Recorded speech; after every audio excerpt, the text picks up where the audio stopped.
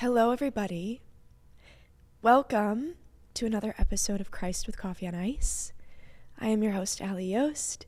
It is a joy and honor to be here with you guys. I didn't plan on being so emotional right off the bat of this episode.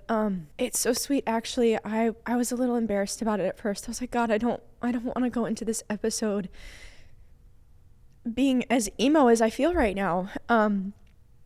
And then the Lord said something so sweet to me just now. He was like, Allie, your vulnerability is your superpower. And so, okay. I'm totally comfortable with being vulnerable about just what I'm feeling today. And my biggest prayer in it is that you guys feel understood and seen and less alone in it. And maybe what I have to say is a little shocking for some of you guys because maybe, you see all that I'm doing online and you see my podcast and, if you follow me on socials and stuff, it might be clear to you guys of the things that I'm doubting myself in right now. But for me, I don't always see it. And I'm sorry, this isn't our traditional intro. We do have our coffee on ice. I have my pumpkin spice here, but I think, thank you guys for letting me share this with you. I just think the biggest thing I'm struggling with right now is, I'm kind of, I know a lot of this is lies, but I'm kind of doubting what the heck I'm doing. What is my purpose, and I understand that my purpose is to be the light in this world, and my purpose is to share the love of Jesus, and my purpose is to be the light in dark places, and my purpose is to share the gospel and to even encourage you guys in your faith. Like, I know those things, but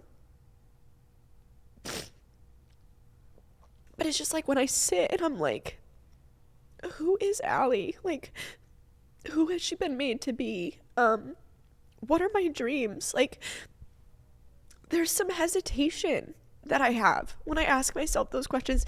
I don't know if I've ever actually really asked myself those questions seriously before, I've never been one who operates in a place of a 5-year plan, people have asked me that where they're like, where do you see yourself in 5 years? And every time my answer is, I don't know. I don't know where I'm going to be in 5 years. I don't know what my dreams are. I think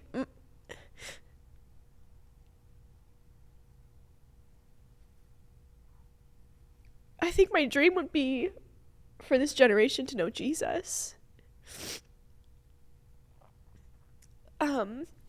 I think my dream would be for the Lord to use me in a way that brings people joy, and laughter.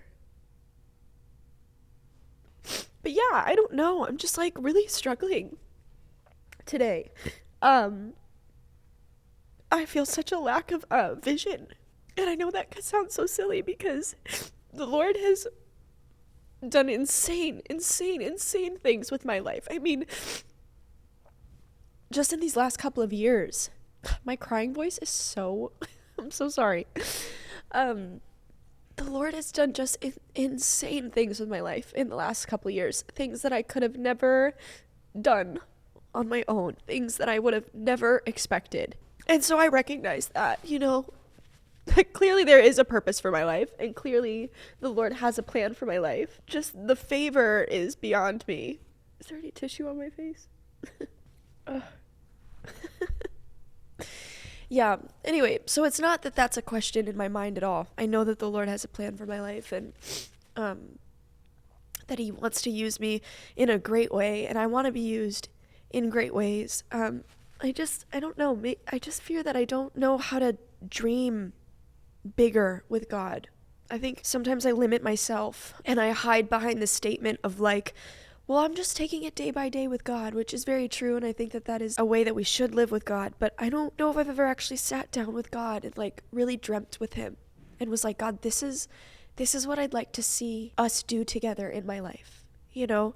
And so anyway, if there's any prayers I could ask for from you guys, which I know that you guys are just the best. You guys are the best. Thank you for listening to me, and thank you for just interceding for me. And, you know, we may not technically know each other in real life or have ever met, but it really means a lot to me. And yeah, if there's anything that you guys could be praying for me that I'd ask is just more encouragement, I guess, or maybe not being so hard on myself, or maybe receiving more vision.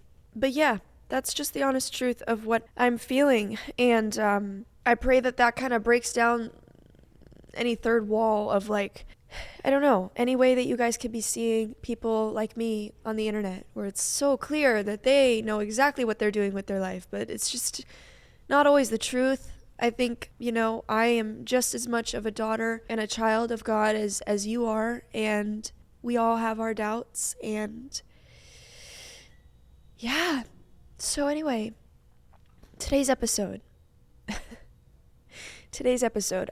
Well, I honestly think something I'd love to talk about today is maybe doing scary things that we feel God nudging us towards, that we don't know how to do or we don't want to do, things that we feel called to do, but we're so scared to do it. And there might be a little bit of that in there for me too. Like, there could be some dreams that I am scared to do, and I've been scared to do, and I've been procrastinating for a long time because of just a lack of maybe having faith in myself, or believing that I can do it, or believing that the Lord can come through in that. I can say confidently that that is something I've also had to face a lot, is like you feel called to do something and you feel the Lord really weighing it on you, but you just don't know how to move, and you don't know how to start having faith in yourself or in the Lord in that thing. And so, to be honest, you guys, I would love to learn with you right now because I think that that's something that I also could grow in a lot. I asked chat. I know, we can take it with a grain of salt, but I do think chat is very helpful. I've changed my ways a little bit. I don't ever want to rely on chat more than I rely on God, of course, because anything can become an idol. Chat could definitely become an idol. But I just simply asked chat, I said, how do I do something scary that I know the Lord is calling me to do? And chat says, that's a really brave and honest question. Doing something scary, especially when you feel the Lord nudging you towards it, can feel overwhelming, but it's often where deepest growth and blessing happens. How are some steps you can lean on?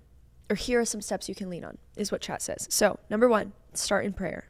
Ask God to confirm his call and to give you peace, courage, and clarity.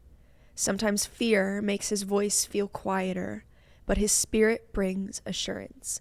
I think that's so good. And I think that that is absolutely step 1 that we could all make, is that if we feel God is nudging us to do something really scary, fear can definitely sound a lot louder than God can. I heard this quote once, whether I heard it or I saw it on the internet, where the Lord obviously speaks to us in such a calm, just like a gentle, soft voice. If you have experience hearing the voice of God, he's never screaming at us. He's never like yelling at us. It's always just like this gentle, soft voice, almost in the back of your head sometimes too, where he's just very gentle most times. I think a majority of the times that is how he speaks to us. And so God can speak so gently, but when the enemy talks to us, it's with such aggression, and it's so loud. He's loud because he knows that if he's loud enough, it can blare out the gentleness of the Lord's voice. But also it's like, you know, when somebody is like so wrong, like they're so wrong, everything that they're saying, they're in the wrong, they're spewing lies, more likely than not, that person is going to come into the situation really aggressive, raising their voice, being loud, trying to prove why they're telling the truth because they're not. And we may even be guilty of that. We may even be guilty of that ourselves. Like, if you're caught red-handed and you know that the very things that are coming out of your mouth is not necessarily the truth, I'd say more times than not, we're probably going to be reacting in that situation aggressively. We're going to be speaking a lot louder. We're going to be, saying why it's true. No, I didn't. And it's very rare that we lie in complete calmness and like in a place of like, yeah, no, I didn't do that. It's like, I didn't do, like, it's so much more, right? So anyway, it's like, I think the enemy is just naturally louder because all he can do is lie. And all he can do is tell lies. He can't tell a truth. So anyway, it's just interesting. The contrast in that is like fear and anything that could be going through our minds of doubt or like why we can't do it or why we're not enough or whatever is so much louder because it's just straight up lies. It's not the truth. I'd say 10 out of 10 times it's that still, quiet, gentle, kind voice in our mind that's telling the truth. But it takes a lot more effort for us in our flesh, because I think our flesh just wants to go to the easier thing, which is the louder thing. You know, it's like, oh yeah, that's the truth because it's louder. I think it's a lot easier for our flesh to just kind of like submit to that versus submitting to the voice that's a bit quiet. It takes a little bit more effort to like push aside all of those lies and to focus on the small, still voice of God. There is a bit of effort and discipline, and I think wisdom also, like training from God. It's only anything we can learn from the Lord, but there is some training that comes with that, of knowing how to resist that loud, obnoxious voice in our minds. Chat says that step number 2 is to remember who is with you. So to remember who God is, who you are, but most importantly, who God is. You're not stepping into this alone. Scriptures like Joshua 1:9, be strong and courageous. The Lord your God will be with you wherever you go. Remind us that God doesn't just send us, he goes with us. I think that is something I forget. Why do I forget that every single time? And it's so funny because it doesn't even matter how many times you've been sent by God and you've seen that in your life, the way that he's gone with you. I don't know. I don't want to speak for all of you guys, but I'll just speak for myself. I have seen God literally do that. I've seen him send me and encourage me to do things that I don't necessarily want to do. And I've seen the way that he's gone with me the whole time. So it's so funny how I will so quickly forget that. Like I will so quickly forget that God goes with me, even though I've seen it. I've seen the fruit. I've seen the receipts. Like I've seen the way God has done that in my life. But I just forget. But it's true. Like God doesn't just send us out into places.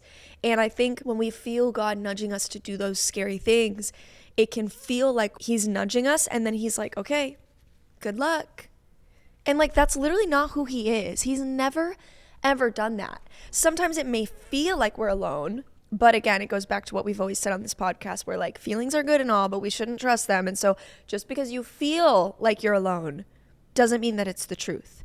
You're never alone. God is always with us, even in the scary things that he encourages us to do. There is truly no one like God, because it's only God who will be like, okay, I need you to learn something in this. I also need you to make an impact in the world. I need you to be doing this very thing, and it's going to stretch you, and I'm going to teach you things in it. But then he goes through that hard thing with us. Like he is a humble enough God. Because the thing is like he doesn't have to go through it with us. He doesn't. He's God. He can just tell us, just be like, okay, this is what you're going to do. Go do it. And then he could, if he wanted to, he could just sit back and be like, okay, yeah, no, I'm here. If you need a word, I'm over here though. But I'm not going to walk through the fire with you. No, I'm not. I'm going to stay out here. You let me know when you're on the other side. Like, that's not even, it's the fact that God goes the extra mile to be like, no, I will physically also walk through the fire with you. What God does that, actually. Like, if we really sit with that, that is like, I can't wrap my mind around a God like that. Like, I don't know what God is actually willing to then also endure and go through the fire with us. But that is who God is, and it is a promise in his word, and we believe in his word because we believe it's true and we believe it's directly from God. And so just as chat brought up Joshua 1:9, the Lord your God will be with you wherever you go.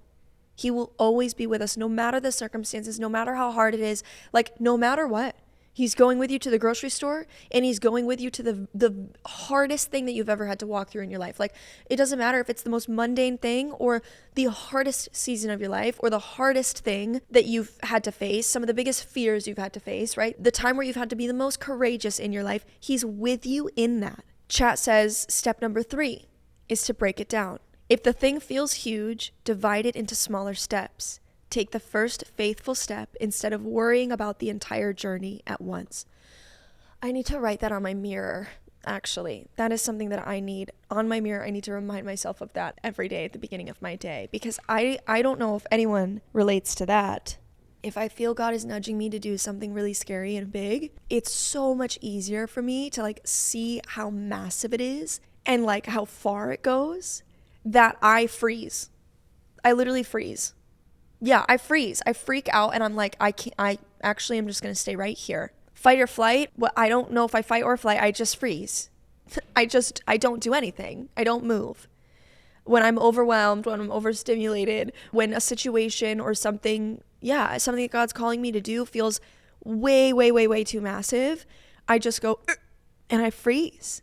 And then I don't act on it at all because I'm just so scared and frozen. And I think I've let myself be overwhelmed because I'm looking too much at everything all at once, rather than sitting down with God and being like, okay, Lord, how are we going to do this? I need a step-by-step plan, because obviously I am overwhelmed and I won't get anything done if I'm looking at the huge giant picture, but thinking that I have to achieve the huge giant picture all at once. This is literally ministering to me right now as I speak. And so God, I need your help just showing me what is the step that you want me to take in front of me right now? What is the one step? Like right now, what is the thing that I can do to get towards the very thing that you're calling me to do? That's really, really good. Take the first faithful step instead of worrying about the entire journey at once. Number 4, replace fear with truth. I think that's the biggest thing. I don't know. I might even bump that up. I feel like that should come after prayer, or maybe after remembering who is with me. Like praying, remembering who God is, and then any lies or fears that I'm coming into agreement with, replacing them with truths. I think that actually should be like one of the first steps taken, is just like rebuking, coming out of agreement, denying, turning from all the lies that are rooted in fear. Fear often whispers lies like you're not enough, it won't work, you'll fail. But God speaks truth. My power is made perfect in weakness. That's from 2 Corinthians 12:9, which is like one of my favorites. Write down the truths and rehearse them out loud. I've done that before. I probably could be better about that, because I think sometimes I've written down lies and truths, or like I've declared them out loud and I still don't really believe it.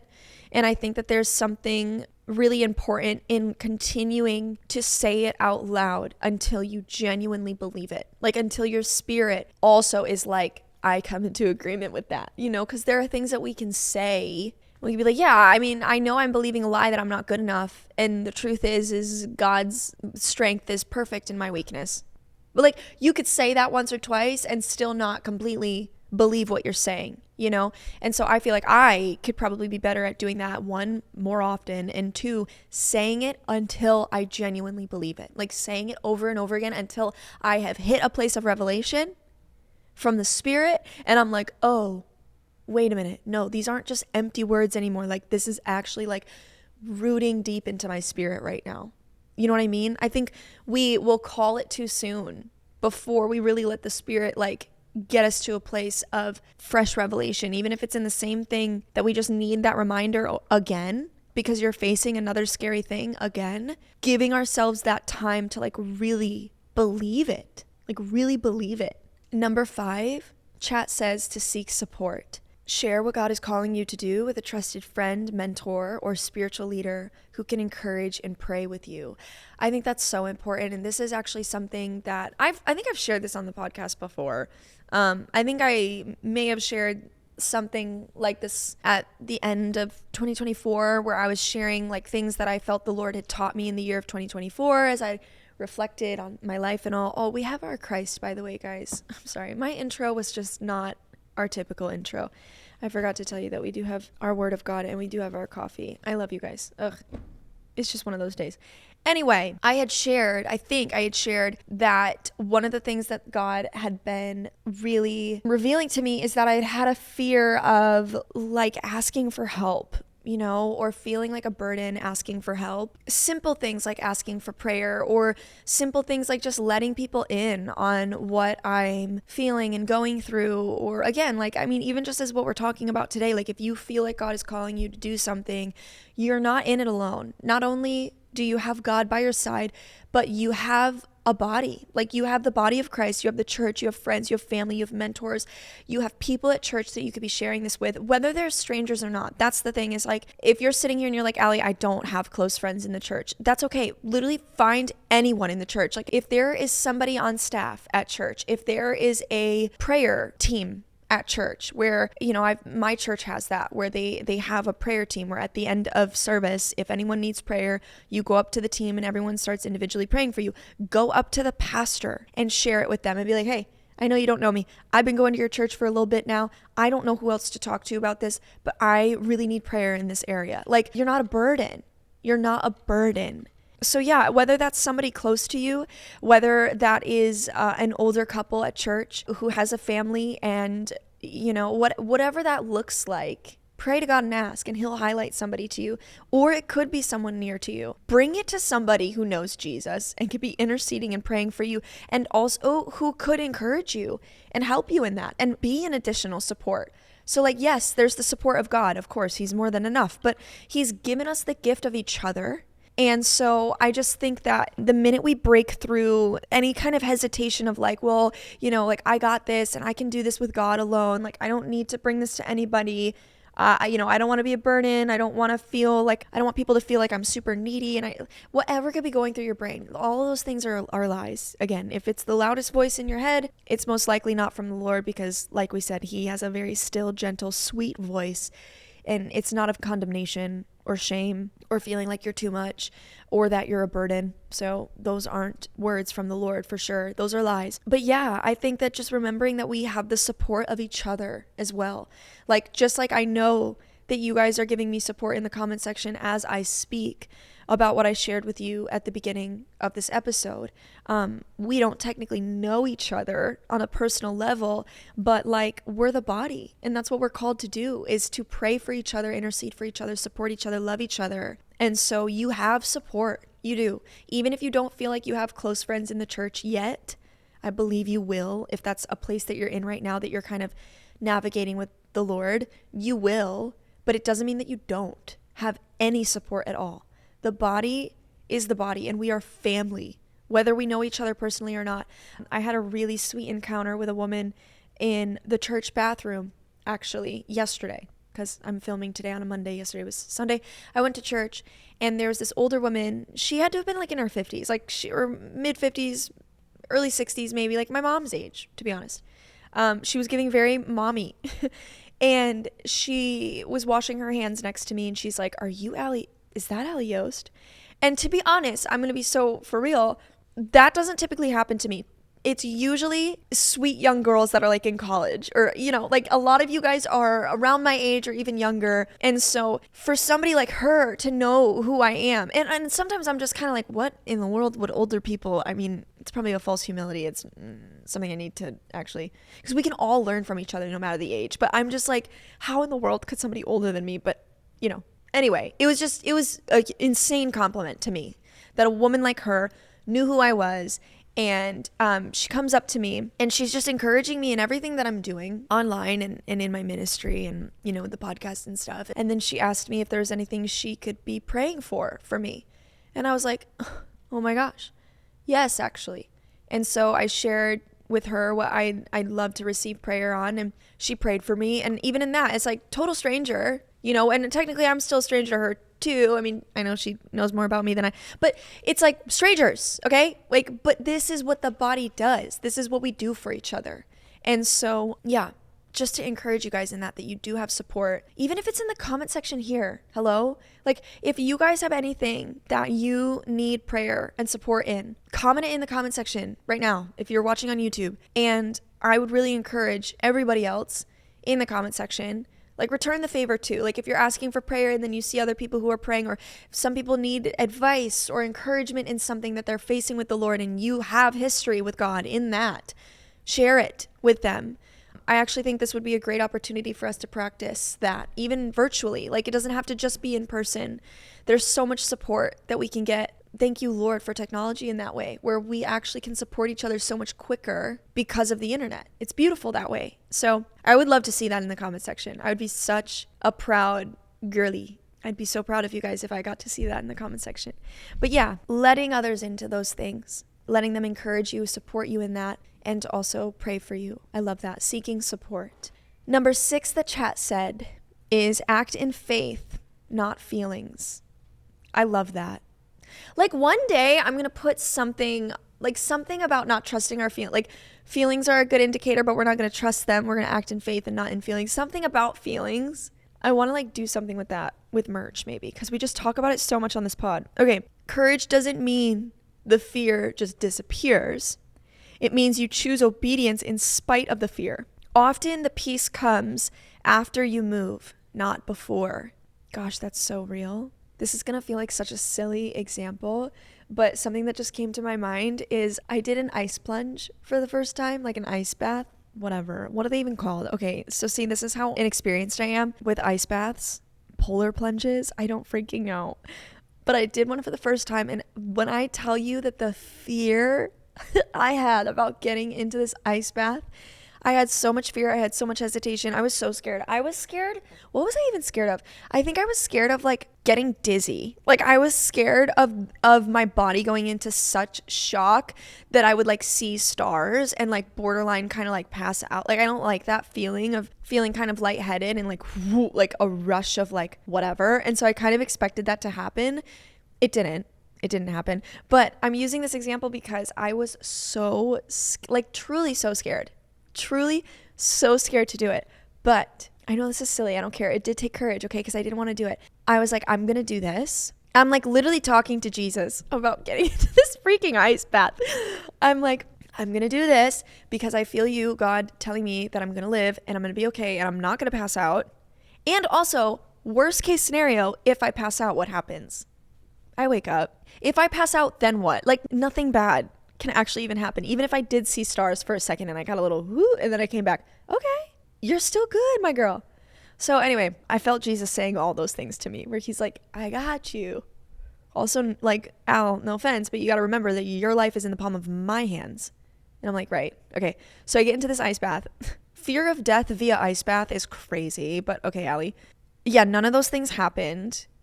I will say a couple things happened that shocked me. It felt like the wind got knocked out of me when I first got into it. Like could hardly, like it was like I couldn't catch my breath at first, which I really hated that, but it only lasted a couple seconds and then I was breathing just fine. And then the other thing that I didn't uber love was that my hands got really tingly. I did not like that. My hands were getting tingly and numb, but it's fine. I lived. And so I get out of the ice bath and I felt so good. I felt so good.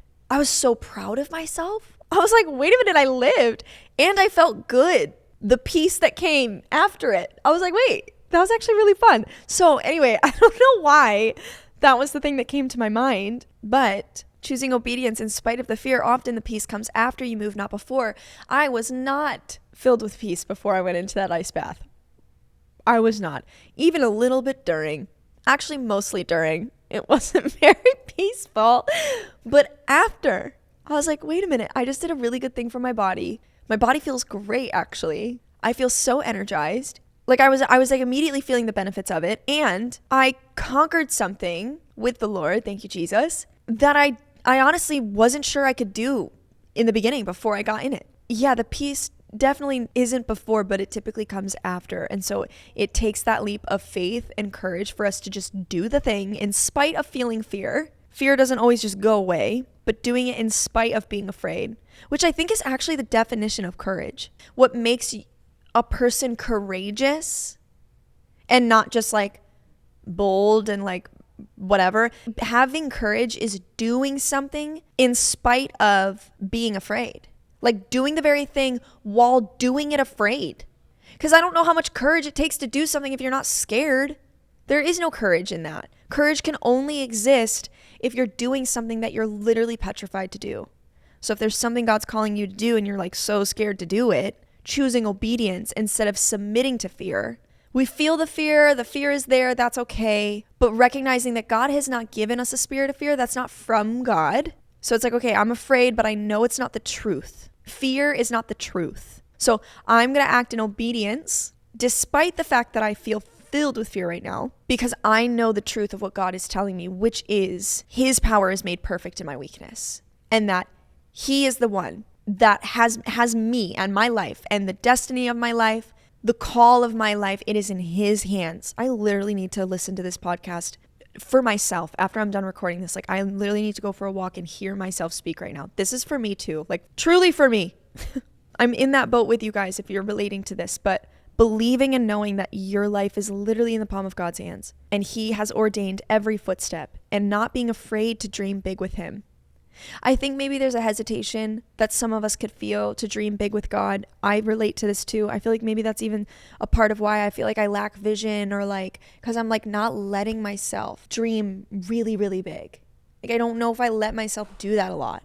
And I think sometimes we don't let ourselves dream really, really big. I don't know, maybe because we don't believe that God could have big plans like that for our lives. Or maybe we don't believe that God has perfectly ordained every footstep. Like, it's got to be a lack of like believing in who he is, and less even in who less about who we are, like believing in ourselves. It's good. We should never underestimate ourselves because of God. But like, I think maybe even before that is just because maybe we don't entirely believe in who God says he is. And that's an opportunity to grow in your relationship with God. It's like really believing who he says he is and acting out in courage, being obedient, and letting him prove that to you. Chat is so sweet. This is like, after every time I ask Chat a question, Chat will be like, do you want me to suggest a short prayer you could pray before taking the steps so you can carry it with you? It's so sweet. And I said, sure. Okay, here's a simple prayer you can keep with you when you're about to step into a scary thing. Lord, I know you are calling me to this, and even though I feel afraid, I choose to trust you more than my fear. Go before me, stand beside me, and strengthen me. Remind me that your power is greater than my weakness, and your presence is my safety.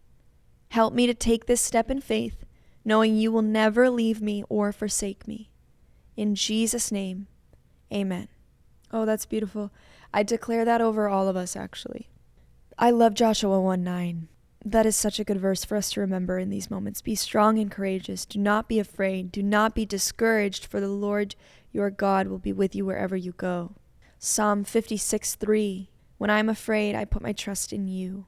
Isaiah 41:10. This is another classic. Do not fear, for I am with you. Do not be dismayed, for I am your God. I will strengthen you and help you. I will uphold you with my righteous right hand. Yeah, I hope that this was a good reminder for you guys. And thank you again for letting me just be vulnerable and share the things that I shared at the beginning of this episode. Yeah, we're really in this together, guys. And I just pray that the Lord strengthens all of us, and he gives us the courage and the boldness to act on the things that we know he wants us to do. If there are things that have been a little bit dormant in your mind or in your life where you've really procrastinated it, I believe that now is the time to do it. And as we've seen a lot, even in just recent events, life isn't promised. Like, we don't know what tomorrow will bring. And so I think that's another perspective, is like, the more we procrastinate things, the more it's like, how do we actually really know, though, that we have more time to do that thing next month or next year? You know, once the season's over, you know, once I've gotten to this point in my life, then I'll do it. But like, who says, you know? A Bible verse that just came to my mind is James 4:14-15, which reads, you do not even know what will happen tomorrow. What is your life? You are a mist that appears for a little while and then vanishes. Instead, you ought to say, if it is the Lord's will, we will live and do this or that. It's such a grounding reminder that tomorrow isn't ours to control. Only God holds it, and we're invited to trust him with it. This is the one that I was thinking about. James 4:13-16. Now listen, you who say, today or tomorrow, we will go to this or that city, spend a year there, carry on business, and make money. Why, you do not even know what will happen tomorrow. Instead, you ought to say, if it is the Lord's will, we will live and do this or that. Okay, so those were just different translations. That's the translation, that's NIV. That's the one that I'm familiar with. Anyway, that verse to me is like, who are you to say what you're doing in a year? That's kind of sometimes my hesitation with like having a crazy plan for my life, because I'm like, who am I to say? But again, I do think I could be better about dreaming bigger with God, because I think I'm scared to do it. I think I'm scared to dream too big with God. So yeah, I do think that there has to be a healthy balance where it's like, we don't put things off saying, well, I'll just do that in a year. We don't actually know if you're going to do it in a year. From the perspective of procrastinating the very thing that you know God is calling you to do. But then the perspective that I'm wrestling with is I'm like, but who am I to say what my hopes, dreams, goals will be, where I want to be in 5 years when I don't even, who am I to say? You know, kind of like that scripture saying. So that's a slightly different perspective where it's like, why would I bother to dream really big with God and be like, this is where I want to be and whatever, when I don't, who am I to say? I wish I actually had an answer to that. But I think maybe my answer would be that there has to be a healthy balance of that, you know, where it's like acknowledging that we don't know what tomorrow will bring, and that's okay, and taking it day by day with the Lord and trusting him with our everyday and being obedient with our everyday and not putting things off if we feel like that's what he's telling us to do right then and there, or that there's clear opportunity for us to do it, but then not being afraid to dream about the future, believing that God does have a future for us. Like what Jeremiah 29:11 says, where the Lord promises us a hope and a future. Yeah, that's something I'm going to sit with, me personally. I don't know if anyone else relates, but I'm going to sit with that one. Guys, I love you. Thank you so much for being here with me. Thank you for being a part of my family here. And yeah, I'm so in this with you guys, and I'm really proud of you guys. Thank you for being here. I hope that you loved this episode. I hope it was helpful. Hey, can we do something cool today? Can we show somebody how cool Jesus is? Can we walk more like him, talk more like him, be more like Jesus? I love y'all. Happy Friday, by the way. I hope you have a beautiful weekend, and I will see you next time. Bye. Are some of y'all still listening? Okay, if you're still here, that means you're a real one, which is why I'm about to share this with you. If you've already caught up on all the episodes so far and you don't want to wait until next Friday for a new one, I have really good news for you. Subscribe to our Patreon to get early access to the episodes every week, early access to merch launches or any other exciting news, and receive personalized, encouraging messages or Bible verses from us. Subscribe to our Patreon at www.patreon.com/C/CWCOI. I do also want to mention that there is a way to give to the podcast, so if you ever feel led to donate, it blesses me so much and it helps allow the podcast to keep running. You can donate to our PayPal at www.paypal.me/CWCOI. We appreciate y'all and we love you so, so much.